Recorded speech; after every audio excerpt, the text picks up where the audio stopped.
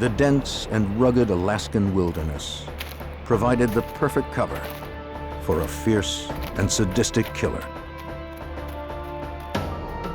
He preyed on women, kidnapping them, raping them, torturing them.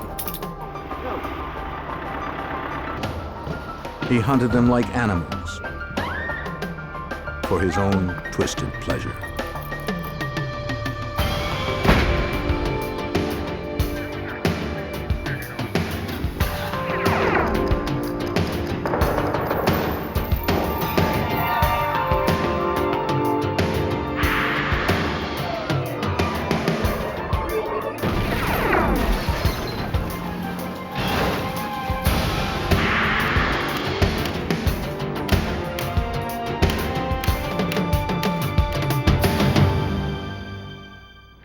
In the 1970s and 80s, people went to Alaska looking for a fresh start, to reinvent themselves, or to disappear for a while.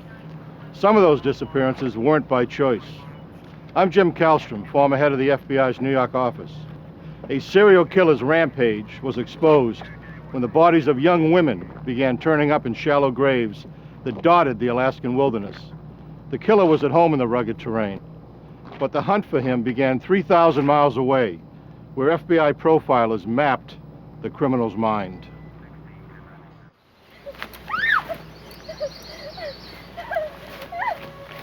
She was a hopeful young model looking for her break.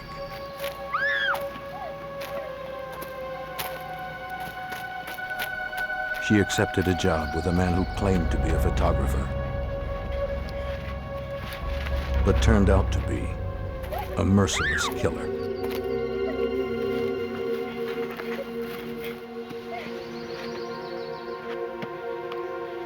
She wasn't his first victim, or his last.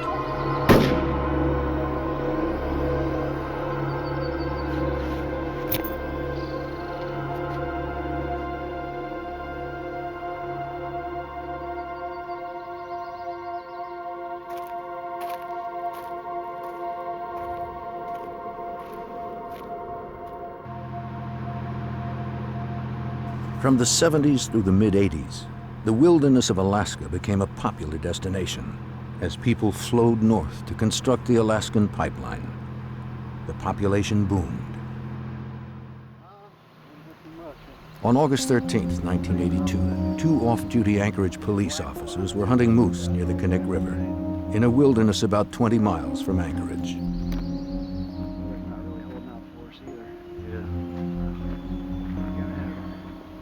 As they made their way through the dense forest, they happened upon partially buried human remains. They left it undisturbed.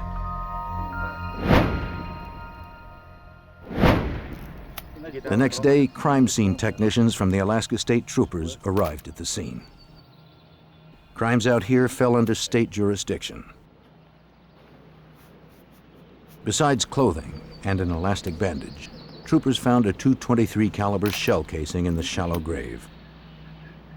Conveniently buried here in the sand. Dental records identified the remains as 23-year-old Sherry Morrow, an exotic dancer reported missing a year earlier by her boyfriend. Troopers called him in to break the news. Her clothes matched the ones he reported her missing in, but her good luck charm, the gold arrowhead pendant she never took off, was gone. Morrow was probably murdered shortly after she disappeared, giving the killer more than a year to cover his tracks. Finding him would be next to impossible. In the year following the discovery of Sherry Morrow's body, more women began turning up. It's a sad truth that finding bodies in the Alaskan wilderness wasn't all that unusual. 2 or 3 times a year, some novice hiker or hunter would get lost and succumb to the elements. But a growing number of bodies had a different story to tell. During new road construction on September 2nd, 1983, a crew unearthed human skeletal remains not far from where Sherry Morrow's body had been found 1 year earlier.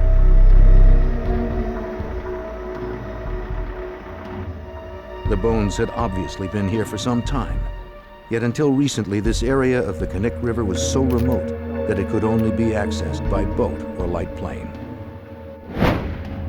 The remains were identified as 17-year-old Paula Goulding, an out-of-work secretary who had moved to Alaska from Hawaii.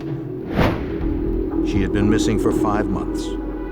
Like Sherry Morrow, she had taken a job as an exotic dancer to make ends meet.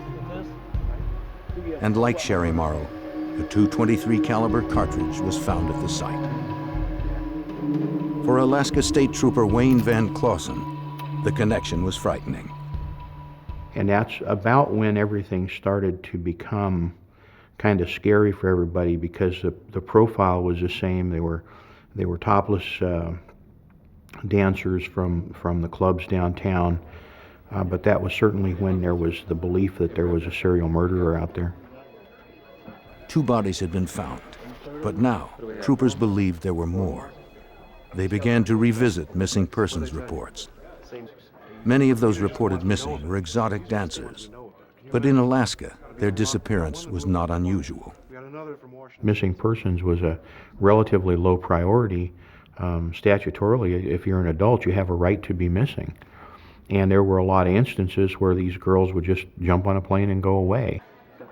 Between 1980 and 1983, 12 women had been reported missing. That was only a fraction of the unreported total. Troopers now wondered how many of the missing women were victims of the killer. That would be difficult to determine. The Alaska State Troopers sent the evidence from the Sherry Morrow and Paula Goulding crime scenes to the FBI's laboratory in Washington, D.C. for analysis.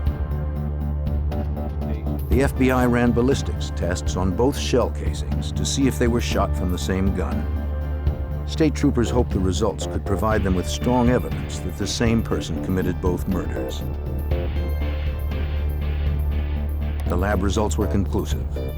Both women were killed by the same high-powered rifle. There was little doubt Alaska troopers were dealing with a serial killer.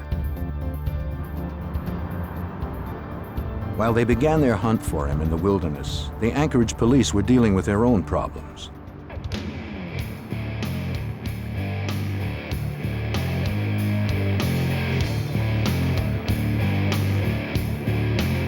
Every city has its dark side, and Anchorage is no different. Except that in Alaska, the nights are longer and darker. In the 70s and 80s, Anchorage was a frontier town. Men came here to work hard, and women followed to ease their loneliness. Some women were lured to the strip clubs, hoping to earn a quick buck. Others, looking for more respectable opportunities, worked in the clubs until something better came up. For many, it never did.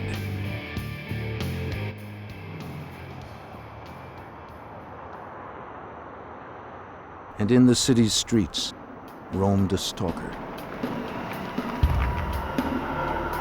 He chose carefully. His victims were hardly missed. For in a city made up largely of strangers, it's difficult to be a missing person.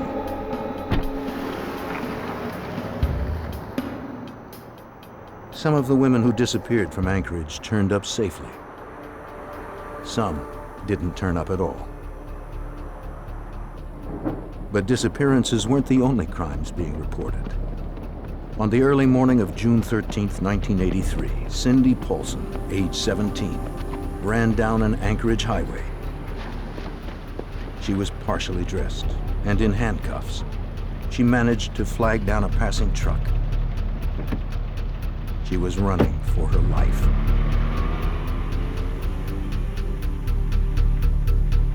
The motorist dropped her off at her motel apartment. The desk clerk had called the Anchorage police. Miss Paulson? An officer removed her handcuffs and tried to calm her. You all right? Here, let me get this. Anchorage police officer Greg Baker recalls the incident. We found her in handcuffs with very little clothes on. She was real credible. She was very scared, she was very frightened, and she told us her story.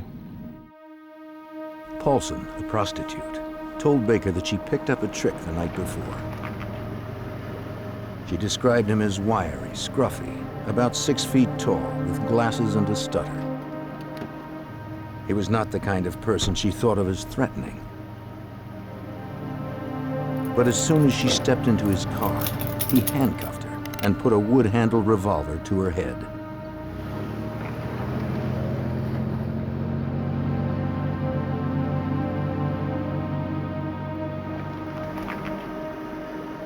They drove to a respectable residential neighborhood. He pulled her into his house.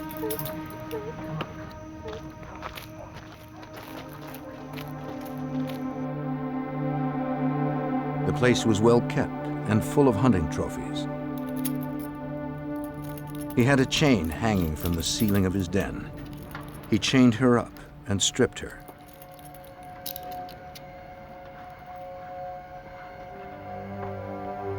And there she was tortured and raped repeatedly for hours. Then he went to take a nap, leaving her there. But he wasn't through yet. He said he was going to take her to his cabin in the wilderness. He said if she tried to get anyone's attention, he'd kill her, and them as well. He told her he already had his alibi worked out. His friends were willing to lie for him. No one would believe her story. They ended up at the airport. She could see him loading a weapon into a small aircraft. She also saw her chance for escape. Her one chance to save her life.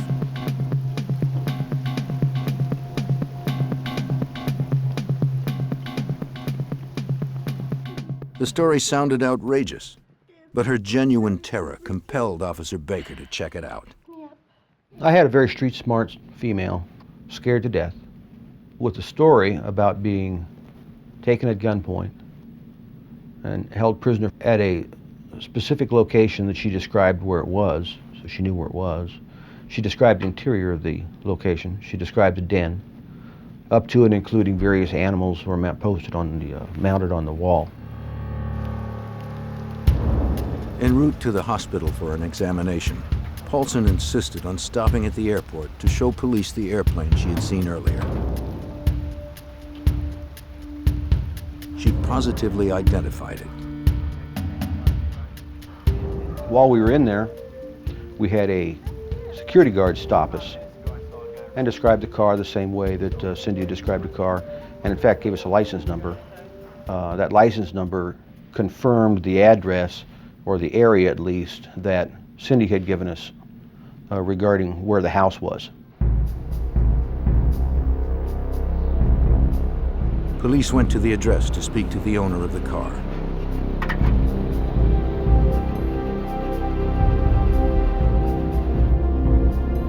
They arrived moments before he pulled up, driving the vehicle described by Cindy Paulson. So far, everything Paulson said had checked out.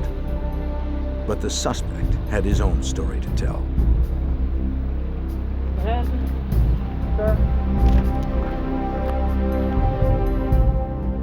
According to the motor vehicle records, the car that Cindy Paulson was abducted in belonged to Robert Hansen, a baker in Anchorage.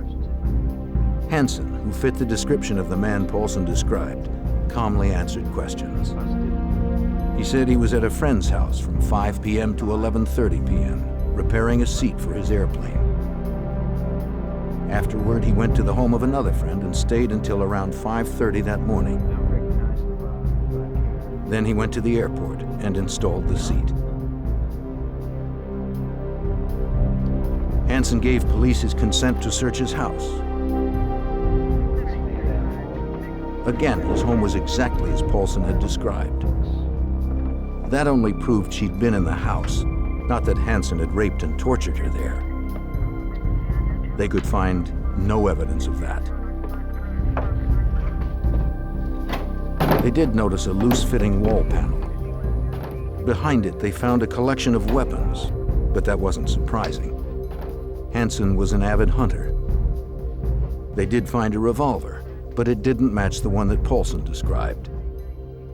The gun, the chain, and the blanket she was wrapped in were nowhere to be found.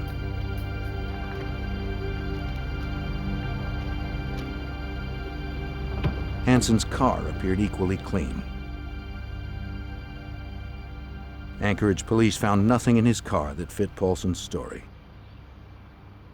Those alibis were corroborated and verified, and Mr. Hansen was released after a consent search of his house. Paulson, still shaken from her ordeal, was able to pick Hansen's picture out of a photo lineup. But when given the chance to take a lie detector test, she refused. Her occupation gave her an inherent distrust of the police, and gave police an inherent distrust of her. She felt she'd never be taken seriously. Soon after, she left town for a while to try to put the nightmare behind her. Anchorage authorities were willing to let it drop too. I found out because the alibis were corroborated, and because they had a problem with Cindy Paulson appearing and disappearing, and of course her lifestyle left a lot to be desired, that the case had been suspended at the Anchorage Police Department. Police had gathered no solid evidence linking her story to Robert Hansen. But for Officer Greg Baker, it wasn't over. He was one officer who believed Paulson's story and wouldn't let it go. The predator roaming the streets of Anchorage was still out there, free to claim more victims. Robert Hansen, the most likely suspect in the abduction and rape of Cindy Paulson, had been released for a lack of solid evidence. Officer Baker was still curious. Lately, the Anchorage police had been grappling with what seemed like more than their share of missing persons reports, involving prostitutes like Paulson, or exotic dancers, or women out by themselves. Paulson's assertion that she was about to be put on a plane only reinforced his creeping suspicions about Hansen. He had taken her to the airport where he was going to fly her out with the story that if she maintained her helpfulness, that he'd bring her back and let her go. Well, Cindy was bright enough to know that she was on a one-way trip, and so was I. And so I kind of just put two and two together and figured that he was a very good suspect for the missing dancers. Baker's supervisor had suspended the investigation into Robert Hansen, but Baker couldn't let it go. Cindy Paulson's nightmarish story had too much detail to not have some basis in truth. But no one except Baker would listen to her. He continued his investigation. On the surface, Baker found nothing in Hansen's record to arouse suspicion. He had moved to Anchorage from Iowa 16 years earlier and opened a bakery.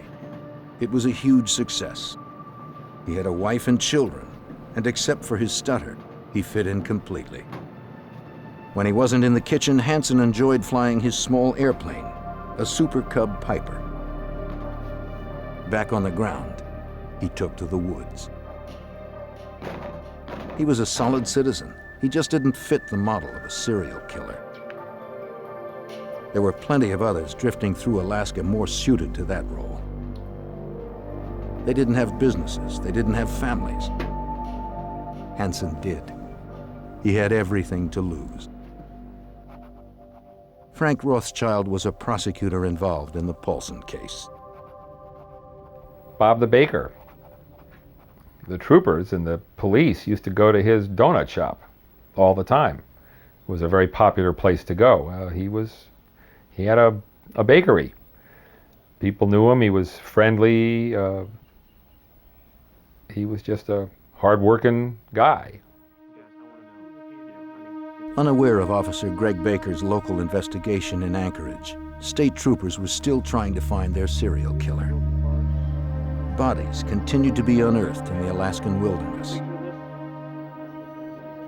Troopers set up a task force to study the similarities between the missing women and the murder victims. They hoped to find a common thread that would lead to a suspect. Until authorities knew more, They did their best to educate dancers and prostitutes about playing safe. For the first time, police and prostitutes were on the same side. According to Rothschild, the goal was preservation. Law enforcement were then, and had been for a time, advising young women who were working in some of these clubs and who were working the streets to be careful, and to advise them there was a maniac out there who seemed to be abducting and killing people. A little digging revealed that Hansen's criminal history was extensive. 12 years earlier, in 1971, he'd been arrested twice for kidnapping, rape, and assault with a deadly weapon. They were crimes that bore an eerie resemblance to what Cindy Paulson had endured. Baker couldn't bring this information to his supervisor. The Paulson case had been officially suspended, and Baker was bucking authority. That left him no alternative. And at that time, I gathered up all the reports and background that I could find on Mr. Hansen and carried it over to the troopers. When the troopers received the file from Officer Baker, they were optimistic. Paulson's testimony, along with Hansen's police record from Anchorage, made him a prime suspect in the state case. The troopers' investigation dovetailed with Baker's. They were both dealing with the same maniac. Robert Hansen was their best suspect. I think everybody was looking at him real seriously because he made a good suspect when you looked into him. He had a pretty extensive criminal background, including some sexual assaults. The only problem was the proof. Though Hansen was a violent sex offender, his record indicated nothing about being capable of homicide, nor was there any direct link from him to Sherry Morrow, Paula Goulding, and the other missing women. At this point, troopers didn't even have enough for a search warrant. They knew only that 3 women were dead and 12 were missing. Out there lurked a serial killer. Troopers needed to catch him before he killed again. They needed help. We knew we had a mass murder on our hands. That was not something Alaska had any experience with. Somebody obviously knew that the FBI not only had experience with it, but had set out this unit that was designed specifically to try to assist in discovering who these people were. To catch a killer in their own backyard, the troopers called on help from over 3,000 miles away. Only the FBI had the resources needed to get inside a killer's head. When the Alaska State Troopers determined they had a serial killer on their hands, they realized they didn't have the expertise to stop him. But they knew who did. Quantico, Virginia is home to the FBI's Investigative Support Unit. Here, agents attempt to predict behavioral patterns by analyzing a criminal's actions. Retired FBI agent John Douglas helped pioneer behavioral profiling and still works as a consultant. His profiles are based on 25 years interviewing convicted killers. They taught Douglas how to think like they do. He's learned that serial killers are acting out their fantasies of control and conquest.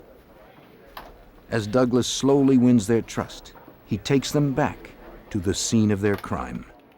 You finally get them talking, they start giving you that 1,000-yard stare. They're back 10 years ago, 20 years ago when they were perpetrating the crime, and they kind of lock into that 1,000-yard stare, and their memory is just so precise. And the fantasy is what keeps them going over and over and enables them to survive when they're incarcerated. So I got to tap into that. It takes time, but once I'm in there, I get tremendous information. From these interviews, he distilled a checklist of traits and habits that serial killers share. They start young, with lesser crimes such as arson or cruelty to animals. Over the years, their violence builds. To every new case, profilers bring the knowledge of how killers evolve. To understand the criminal, you must look at the crime. You just want to see if you can come up with an analysis based upon preliminary police reports, crime scene photographs, a profile of the victim, autopsy protocol, reviewing that, review the autopsy photographs, do an analysis of the overall crime, the risk level that the subject took, the victim risk level, analysis of the area, maybe the crime scene, maybe you have multiple crime scenes, and then based upon that, you attempt now to come up with a specific type of profile. By examining every aspect of an unsolved crime, a profiler can determine specific characteristics of that killer, such as age, occupation, and physical characteristics. The troopers contacted the FBI to see if the Bureau could work up an analysis of the Anchorage killer. They hoped the profile would sharpen the investigation and bring overlooked clues to light. The troopers gave the FBI what they needed to build the behavioral profile. For a scrupulous, accurate profile, they required only facts from the troopers, no analysis or theories. Trooper Wayne Van Clausen didn't want to lose any time. The information he received from Officer Baker aroused his suspicions about Robert Hansen, but he needed more information. Criminal records were just beginning to be computerized, and he didn't have access to them all in Anchorage. While the profile was being developed, he went to Juneau to collect Hansen's records from the Superior and Supreme Court archives. In his fact-finding mission, Van Clausen researched every town that Hansen had ever lived in. He found reports on Robert Hansen dating back to 1961. He gathered all that he could carry, sent the rest by truck, then headed home. While he was in Juneau, the FBI had come through with a criminal profile of the serial killer. The fact that the killer was so prolific meant to Douglas that he could function unnoticed within the community. Someone who worked independently, most likely a business owner. The killer would be an avid outdoorsman, since the bodies were recovered in remote areas of wilderness. Since he preyed on prostitutes, Douglas concluded the killer had difficulty talking to women, had low self-esteem, and grew up feeling like an outcast. Based on killers with similar profiles, Douglas provided a specific characteristic to explain the cause of those feelings of inadequacy, a feature that bore an eerie resemblance to Robert Hansen. The one that totally blew us all away, I think, is that when they said he's either going to be a stutterer or someone who has a lisp, a speech defect. How do you figure that? But that was one of the things that they suggested might show up. The FBI profile pointed to Robert Hansen, but the depths of Douglas's insight were about to be known. Upon Van Clausen's return, troopers studied the files. The records showed that Hansen had spent 3 years in a reformatory for setting fire to his old high school's bus garage. Based on their work with previous killers, the FBI profilers said the killer would have a history of arson. You have a boyfriend? Yes, actually I do. Yeah, because The profile painted the killer as a social misfit. Hansen's court-ordered psychiatric reports from his days at the reformatory bore this out. Not boyfriend, girl. Yes, I'm really busy right now, you know. I don't mean anything like, I mean, you know. His stutter was a social barrier that undermined his self-confidence. Whenever he tried to assert himself, he'd be slapped I have a lot of down. work to do, or I'm gonna call security on you.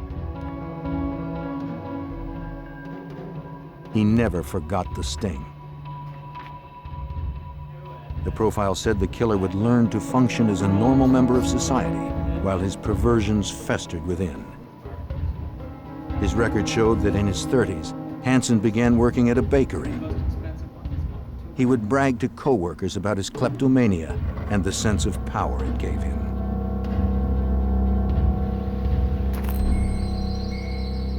He also bragged about his love of hunting. He took great pleasure in exerting power over his prey, stalking it, then wounding it, and he became good at the kill, winning prestigious awards. In 1967, he moved to Alaska to start a new life and for better hunting. 3 years after moving there, his record showed he was arrested for the attempted rape of a young receptionist at gunpoint. He pleaded no contest to assault with a deadly weapon.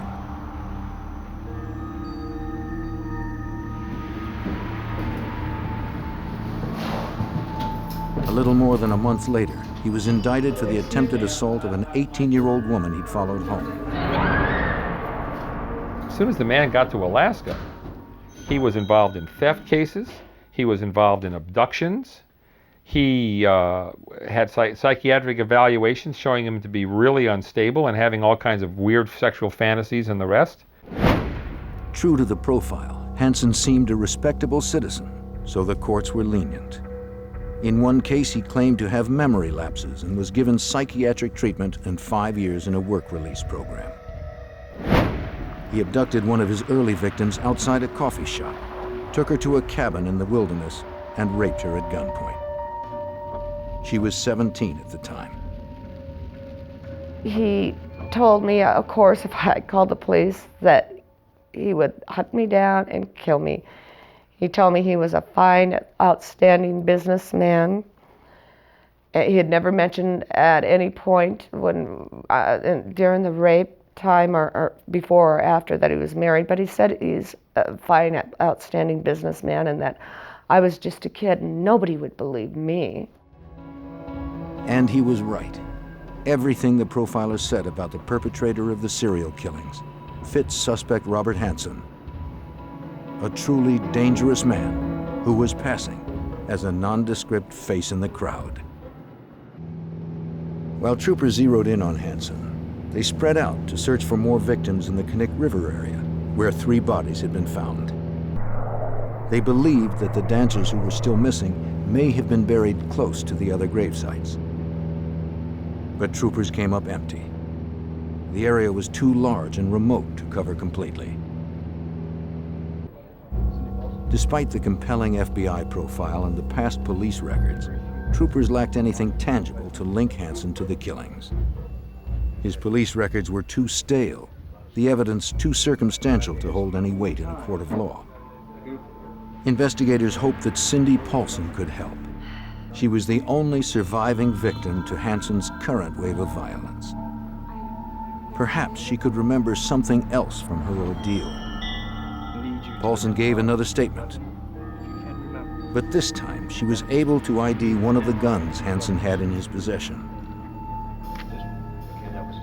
Aside from Paulson, Hansen had not been implicated in a rape or abduction for more than 10 years. But in the hopes of strengthening their case and establishing a pattern of behavior, investigators searched for another of Hansen's victims from years earlier, whose experience matched Paulson's. Although this prior victim no longer lived in the area, troopers tracked her down and asked for her help. I had gotten a call from Alaska asking if I would like to maybe help with a conviction for Mr. Hansen. They had explained to me that he had killed, to the best of their knowledge, 7 women. And they explained to me that the last woman had broken free. She agreed to testify when the time came, but troopers still had a weak case. Though troopers felt confident they were on the right track, they didn't have enough to prove that Hansen was a serial killer. According to Anchorage Police Officer Greg Baker, Hansen knew that authorities were onto something. One morning I was driving by and I needed to get some donuts for the shift. Mr. Hansen was there and he had a window that he stood in and decorated cakes and cupcakes and cookies. And I remember watching him. He kept looking up at me and you could tell he was nervous. And he kept putting frosting on his thumb. And I liked that. Although investigators had Hansen in their sights, they still lacked the evidence to connect him directly to the crimes. But because Hansen matched the profile so closely, Douglas flew to Alaska to review the case and to brief the troopers and prosecutor Frank Rothschild on how to proceed with the suspect. Information that's already in front of Douglas was confident that Hansen was their serial killer. The hunter was now the hunted. So the missions was to provide a analysis for them. Does he have the capability to commit a crime like this? And the answer was yes. I believe this prostitute, and I believe he's capable of perpetrating these crimes. Douglas's idea was to bring Hansen in for questioning while simultaneously searching his house. To obtain a warrant, investigators needed to list specific items they believed to be in the house. They knew to look for the gun that Cindy Paulson described, and the one that fired the bullets found in the graves of Sherry Morrow and Paula Goulding. That wasn't enough. They needed a home run, something that would prove Hansen's guilt in no uncertain terms. They asked Douglas if there was anything else to list in the warrant. Yes, some of the research findings is that we're dealing here with a serial killer. And serial killers, it starts off as fantasy. And one of the things to keep the fantasy going after the crime is because they're on the hunt nightly looking for victims, is they take some type of a memento. We call them either souvenirs or trophies, something belonging to the victims. Douglas helped prosecutors write the affidavit based on the likelihood of finding mementos mentioned in the profile. Okay, anything else? I've got those two. Anything from a piece of the victim's jewelry to a driver's license. We don't have any. But a behavioral profile had never been used as the basis of a search warrant in the United States before. Rothschild knew he'd need to back it up with more conventional information. Obviously, the district attorney's office wanted this search warrant to be bulletproof. They wanted it to be absolutely, positively, without flaw, because they knew this was a big, big case. The last thing they wanted was to have something wrong with the search warrant and have all the evidence thrown out. The affidavit swelled to 48 pages. The judge granted 8 search warrants for Hansen's property.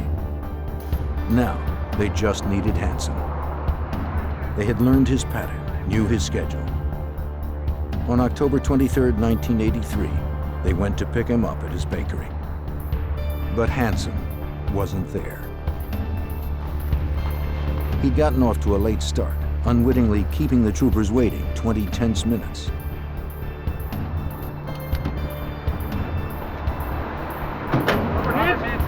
Robert Hansen, Alaskan station, will you step away from your car?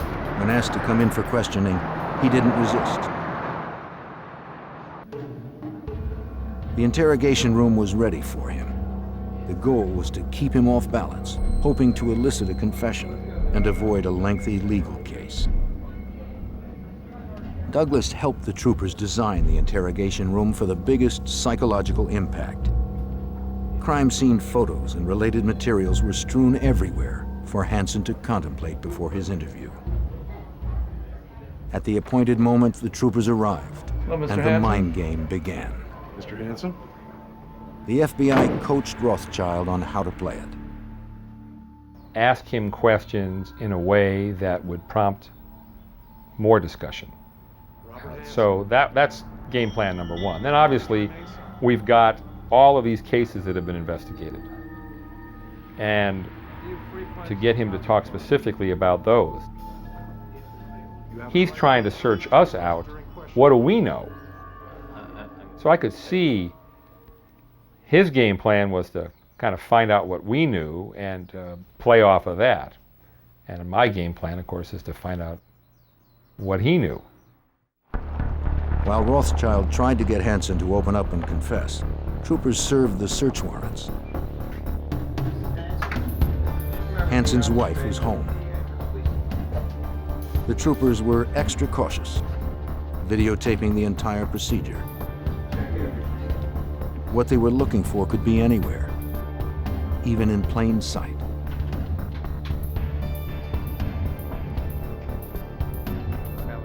Hansen knew the troopers had access to his police and psychological records. He didn't tell authorities anything they didn't already know. He spoke of his painful upbringing, his strict family, his anger.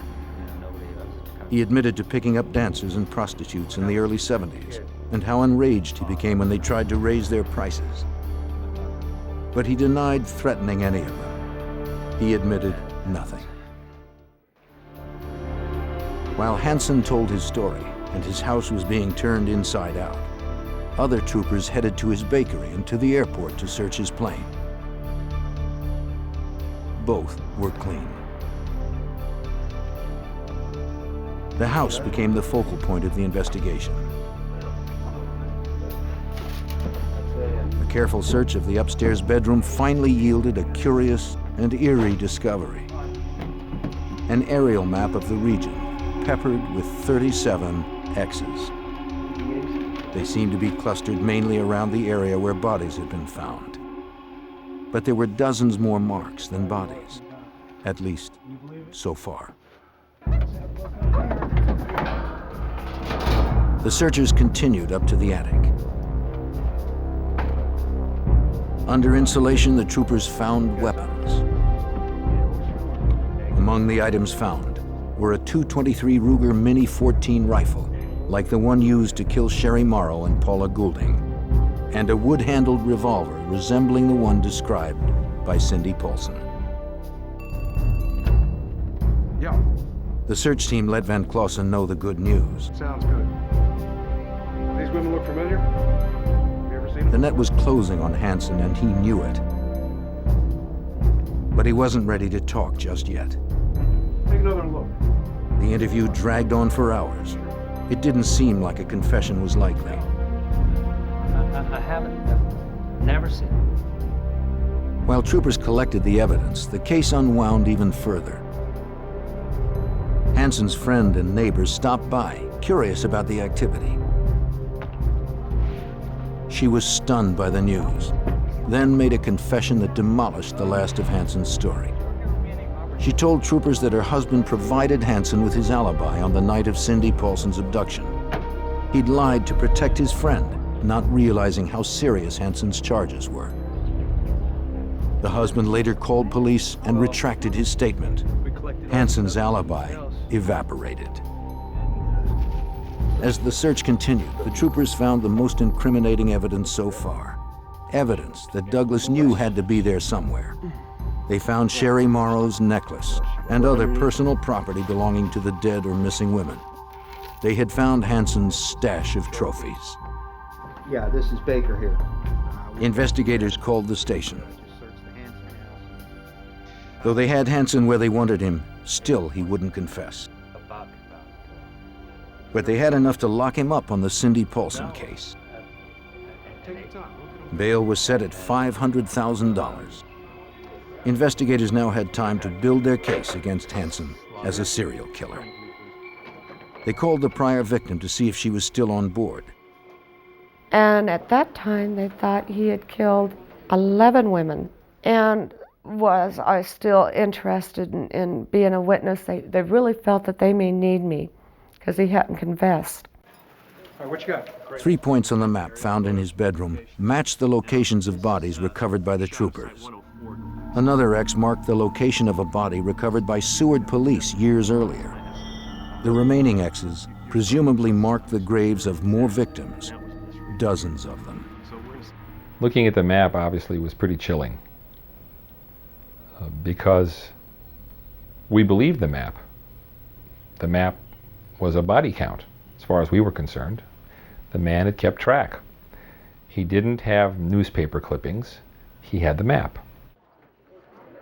When the troopers believed they had enough to convict Hansen on at least 4 murders, they confronted him and his lawyer with the evidence. Hansen couldn't refute it.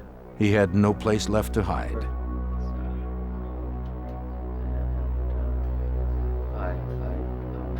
Finally, it was time to confess. Time for Hansen to cut a deal. Hansen said he would confess to the murders that could be proven, as long as the trial was given no publicity and that his family be left alone. He demanded that he be imprisoned outside of Alaska when the trial was over. In exchange for only 4 convictions, he agreed to show the troopers where more bodies were buried. Investigators called the prior victim to tell her the good news. The third time they called back and said that he had confessed and they wouldn't need me. So I hung up the phone when we were done talking, got my son off to school, got my husband out the door, and proceeded to fall apart. I started crying. I couldn't stop. I had no control over it. It controlled me. I could see each and every one of those women, how they died, probably hunted down like dogs, wounded and then hunted more.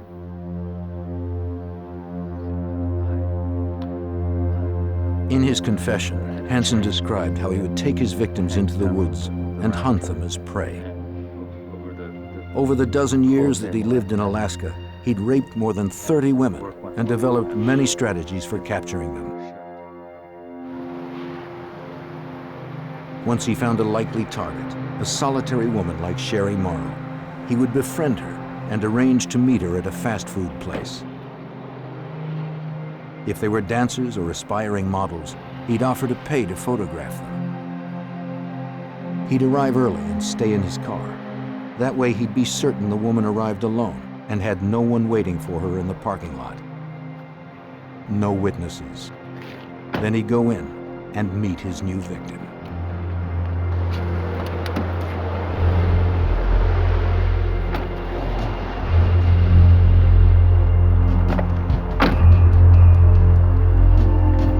One half of the handcuff was already fastened to the seat. Hansen boasted that snapping the other half onto his victim's wrist while reaching for his gun became like a reflex. Then he would take them home or to a remote motel to rape and torture them. Afterwards, he'd blindfold them and drive or fly them to the outskirts of town until he arrived at a secluded spot, his hunting ground.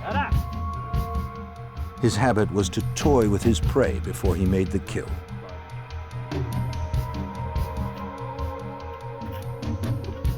Hansen confessed that in the summer of '83, he devised what he called his summer plan.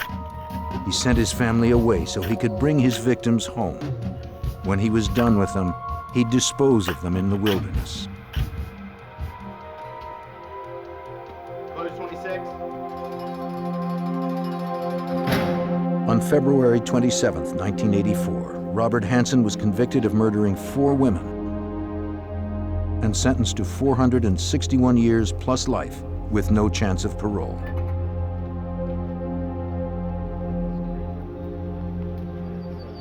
After his sentencing, Hansen accompanied troopers into the field to find more of his victims, represented by X's on his map. A total of 8 victims were found. Some places on the map went unexplored. Bears scavenged others, scattering the remains. Investigators will never know how many of the 37 X's represented one of Hansen's victims. According to John Douglas, the map might have depicted only a small part of his hunting grounds.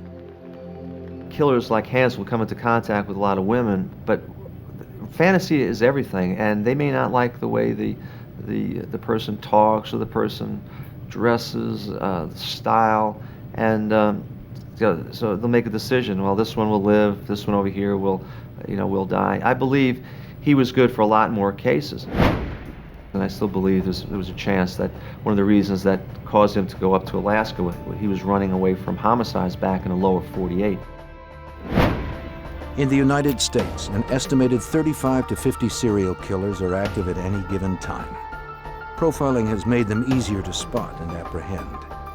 Each time one is captured, investigators learn more about their twisted motivations, making it easier to catch the next one.